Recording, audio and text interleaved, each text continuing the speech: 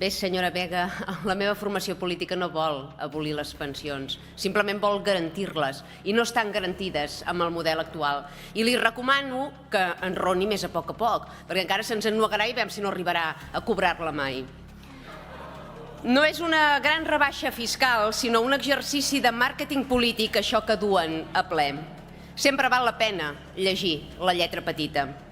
Una modificació molt limitada i minsa de l'escala catalana de l'IRPF que venen com una reforma estructural. De reforma estructural, res de res.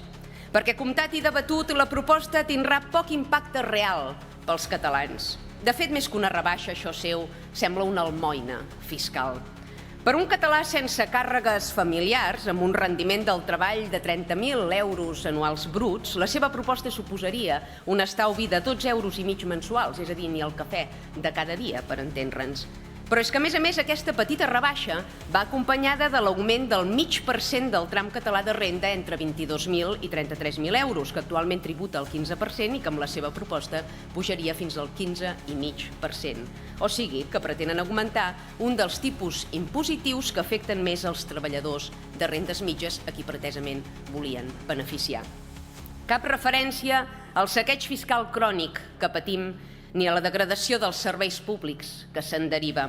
En el supòsit que avui la seva proposta prosperés, Catalunya continuaria sent la nació amb l'IRPF més alt de tot l'estat artificial espanyol.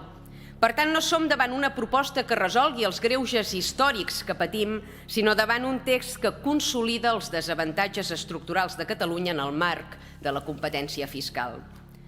El govern del PP a Madrid pot permetre's el luxe de baixar impostos de debò, perquè roba bona part del que Catalunya produeix. Per què no proposen a Catalunya la mateixa rebaixa fiscal que proposen a Madrid o a Andalusia, exactament la mateixa? No surten els números si no hi ha un tercer a qui espoliar i saquejar descaradament? La rebaixa impositiva per la que lluita Aliança Catalana no té res a veure amb les mesures cosmètiques que avui ens presenten en aquest plenari. Ens abstindrem perquè advoquem per la fiscalitat sobirana i plena, orientada a l'interès nacional català.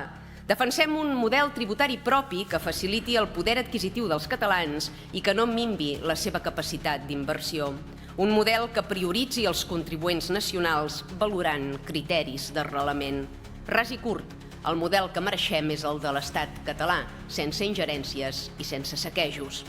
Ja els avanço que quan això s'esdevingui, Madrid haurà d'augmentar la pressió fiscal als seus ciutadans. Governi el PP o governi l'extrema esquerra, perquè la clau de les seves rebaixes fiscals no es diu Ayuso, es diu Catalunya.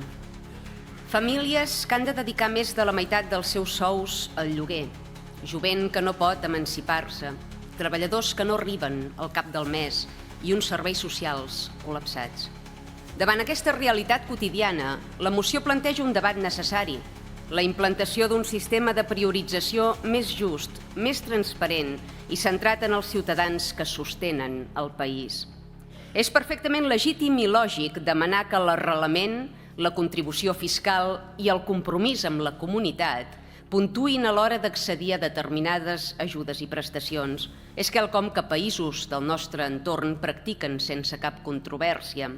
Es tracta de prioritzar, d'ordenar, de defensar els drets i interessos dels nacionals. On l'extrema esquerra hi veurà discriminació, nosaltres hi veiem seny, sostenibilitat i viabilitat econòmica. Normativament i legalment, algunes de les mesures de la moció són perfectament aplicables amb les competències delegades actuals. Simplificar procediments, unificar finestres de tramitació, fixar criteris d'arrelament dins del marc legal vigent, incrementar inspeccions i controls per evitar usos fraudulents de les prestacions. Tot això aquest govern ja podria fer-ho ara mateix, si hi hagués valentia i voluntat política. Però la moció també inclou mesures que no són possibles mentre continuem subordinats a l'estat espanyol. Sense independència no podem definir un sistema propi d'entrada al país, ni criteris i condicionants de regularització. No podem establir criteris d'accés a les prestacions basats en anys de residència efectiva o contribució continuada. Com podem mantenir o recuperar l'estat del benestar si no tenim veu ni vot en la pressió demogràfica i administrativa que estem patint. Algunes de les propostes polítiques incloses al text són extraordinàriament llamineres. Tothom vol pagar menys impostos, tothom signaria a ulls clucs una rebaixa generalitzada de tributs, però és d'il·lusos pensar que aquesta rebaixa arbitrària, quantiosa i generalitzada no tindria conseqüències ni afectacions en els serveis públics d'aquest país. La qualitat i eficiència d'aquests serveis per força se'n ressentiria. Els impostos són necessaris, el mecanisme bàsic que permet que una societat gaudeixi de serveis i d'igualtat d'oportunitats. I sí, els catalans patim una pressió fiscal indecent i excessiva que mina la nostra capacitat d'estalvi i que ens arrabassa competitivitat. És evident que cal revertir-ho, però potser no amb fórmules tan dràstiques com les que proposen aquí. Saben quan podrem permetre'ns recaptar menys i rebaixar la pressió fiscal dels nostres contribuents? Quan l'estat espanyol deixi de robar-nos. I no hem sabut veure enlloc que reivindiquessin la fi d'aquest saqueig fiscal que patim i que ens condemna a l'infrafinançament. La pregunta és inevitable. Si s'apliqués el que proposen aquí, qui pagaria la factura? Perquè si ningú està disposat a pagar-la, del que estem parlant és de retallades en els serveis bàsics i imprescindibles, o això, o és que pensen directament en la privatització. La seva narrativa és engrescadora, però si ens prometen reduir tant els impostos, també ens haurien d'explicar què deixaran de finançar, quines necessitats no són prioritàries. I estarem d'acord en que es poden eliminar desenes de guinguetes i rescatar els milions d'euros que aquest mal govern inverteix en programes de cooperació internacional, en la immigració il·legal o en mitjans de comunicació afins. Però seria suficient per poder erradicar tots els impostos que proposen i mantenir uns serveis públics de qualitat? Governar no és competir per veure qui promet menys càrregues fiscals, sinó assumir amb maduresa que la vida en societat implica obtenir drets i complir deures. Cadascun d'aquests drets s'ha de finançar adequadament. En aquesta moció vostès venen un país que, pagant impostos de paradís fiscal, ofereix serveis nòrdics. I això, es miri per on es miri, és ciència-ficció. Segons el mite, el rei de Corint, Sísif, va ser condemnat a carretejar eternament una gran roca fins al cim de la muntanya. Quan pensava que ja era dalt i s'havia alliberat del càstig, la pedra rodolava cap en avall un i altre cop. Alguns diputats d'aquesta cambra semblen reencarnacions del rei de Corint, repetint insistentment mocions que mai no tenen recorregut vital. Instaurats en el dia de la marmota, van subsistint i conservant l'acta parlamentària. Senyor Castellà? L'any 2011 aquest Parlament ja parlava de concert econòmic i balances fiscals. A la 14a legislatura es van aprovar mocions sobre el dèficit fiscal i el deute històric. El 2022 es van reclamar de nou les balances fiscals i la correcció de la inexecució pressupostària per part de l'estat artificial espanyol. I amb la moció 157 sobre infraestructures, el Parlament instava el govern a complir acords i mocions aprovades prèviament, reconeguent per tant implícitament que cap no s'havia executat. Però tot i així, vostès reincideixen joiosos en la demanda, com si a còpia de repetir-ho molt, poguessin canviar la realitat colonial que ens atueix i atenalla. O tal volta només pretenen entabanar noves generacions de votants amb la mateixa cantarella estèril amb què van convèncer les anteriors. El mite de Sísif a la catalana. La roca que arrossega el processisme mai no fa cim, ni concerts econòmics ni finançaments singulars.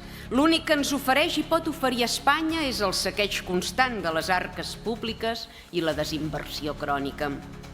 Generem vora 320.000 milions d'euros, però la Generalitat només en gestiona 44.000 milions, el 14% del PIB. No arribem ni a autonomia financera. Som emisariats fiscals quan podríem ser una de les potències mitjanes d'Europa. Tot i tenir més pes que diversos estats membres de la Unió, no disposem d'instruments estatals i restem a mercè de les inversions o transferències que vulguin fer-nos els espanyols. Veient com tenim les infraestructures i la feblesa dels nostres serveis públics, és fàcil d'endevinar que Espanya no ens té gaire estima. Davant aquest greuge històric, vostès demanen el concert. Amb el concert econòmic, el pressupost podria arribar fàcilment als 62.000, 69.000 milions d'euros, un 20-22% del PIB. Almenys notaríem les engrunes dins la boca, no seria la pols fina d'ara. Però continuaríem depenent de l'estat espanyol. Tan còmodes s'hi troben al Congrés dels Diputats que ja no pretenen alliberar Catalunya sinó vendre-la per 4 monedes més. És que potser tenen majoria a les Espanyes per reformar la LOFCA i la Constitució espanyola? Facin un xic de memòria. Com va acabar l'Estatut d'Autonomia? Com es pensen que acabarà aquest concert econòmic? Converteixen deutors a través del Fons de Liquiditat Autonòmic, un mecanisme que ha convertit el govern espanyol en el nostre principal creditor. Primer ens roben la mesada i en acabat ens fan préstecs per llogar-hi cadires. I Esquerra, el cinisme convertit en sigles polítiques, presumeix d'haver aconseguit condonar 17.000 milions d'euros d'aquest suposat deute. Algú ha vist aquesta condonació? No, perquè depèn d'una llei estatal, d'una tramitació al Congrés dels Diputats, de majories alienes i de la voluntat política del govern afincat a Madrid. N'hi ha que esperen la gràcia divina, vostès, la de l'Estat que ens sotmet. Mentre es guarden l'adveniment de miracles, Catalunya no decideix res. Ni la finalitat dels seus ingressos ni la reestructuració del seu propi deute. Ja poden anar garlant de sobirania fiscal, finançaments singulars o concerts econòmics, que dins l'estat espanyol sempre ens toca el rebre'm. Sense estat propi restarem condemnats a pujar un i altre cop la muntanya carretejant pedres. És aquest el pes que volen a les espatlles dels seus fills i nets? Nosaltres no. A Aliança Catalana no som processistes ni concertistes. Som independentistes.